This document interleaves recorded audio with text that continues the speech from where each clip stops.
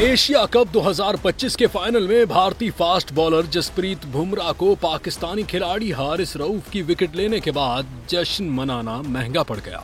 बुमराह ने हारिस रऊफ को एक तेज यॉर्कर पर क्लीन बोल्ड करने के बाद जेट डाउन का इशारा किया, जो सोशल मीडिया पर तनाजे का बायस बन गया। पाकिस्तानी शायकीन ने बुमराह के इस जश्न को गैर जरूरी और गैर पेशा वराना करार दिया। कई सारिफीन ने तबसरा किया कि यह हरकत स्पोर्ट्समैन स्पिरिट के खिलाफ है।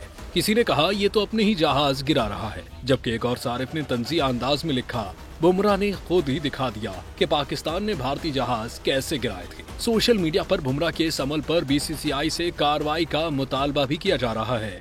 बाज मद्दाहों का कहना था कि ऐसे इशारे मैदान में खेल से ज्यादा नफरत फैलाते हैं और क्रिकेट जैसे मुहज्जब खेल की रूह के खिलाफ है।